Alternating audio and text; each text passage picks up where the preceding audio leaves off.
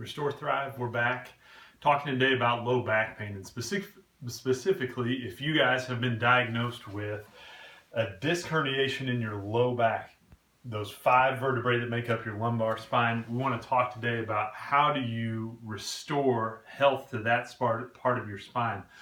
So one of the things we need to remember about the discs is that they sit in between the vertebrae, and they're like soft cushions that get filled with fluid when we lay in a horizontal position, and they get compressed when we stand up throughout the day.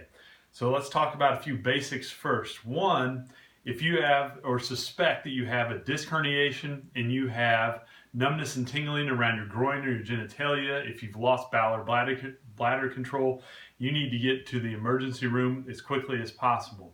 Now, if you're dealing with just localized pain around your back, and normally disc pain goes all the way across your back in what we call a band form type of pain, we need to do different things in the morning and in the evening to deal with that pain. The reason for that is because when you lay down, that disc is no longer compressed and fluid fills up in that disc. Now, that's a normal process in and of itself.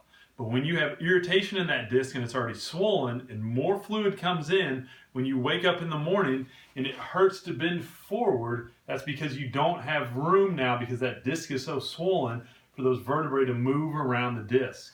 So one of the first things we recommend in the morning is what we call a little bit of disc dehydration. We want to wring some of that fluid out of the disc so that it gets back to normal height.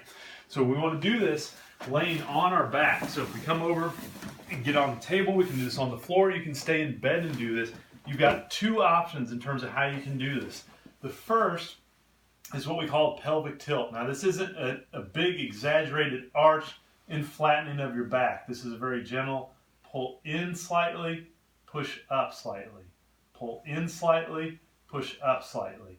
For 1 to 2 minutes, that's the recommended dose here. The other option, if we can tolerate this, is feet and knees together, doing a little bit of what we call lumbar rotation. So I'm letting my pelvis, my hips, and my legs move together. And again, we're wringing out that fluid in the disc to get it back to normal height before we get up and start our day. Now, this is important. Once you get up, if you have disc irritation, we need you to try to avoid sitting and bending over as much as you can the first 2 hours of the day, because that bending forward position is going to compress the disc a little bit more. Okay?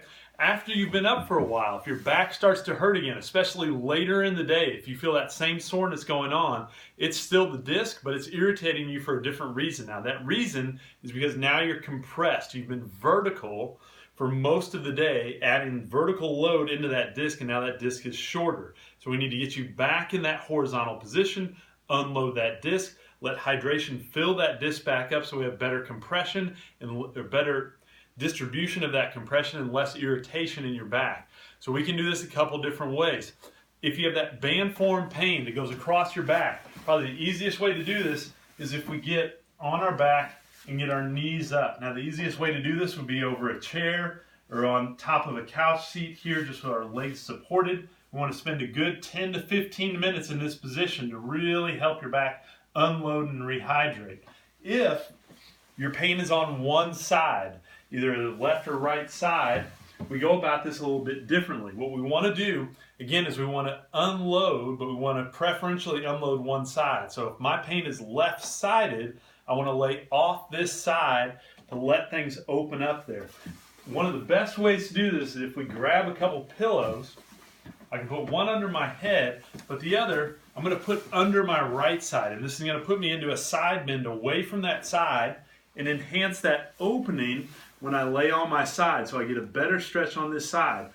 If you tolerate this well and this gives you relief, that's fine. If you don't feel much stretch here, you can straighten your bottom leg, cross your top leg over, let that knee drop a little bit. And now your pelvis is going to pull from below to open up your back a little bit more.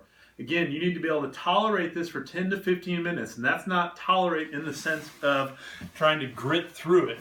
It should be comfortable and it should be relieving. So those are our ideas around disc hydration mechanics. Again, remember, in the morning, we want to dehydrate a little bit, wring some of that extra fluid out. In the evening, we need to rehydrate, get a little more fluid back in. If you guys have any other questions, feel free to post questions down below in the comments section. Thanks for tuning in. We'll see you again soon.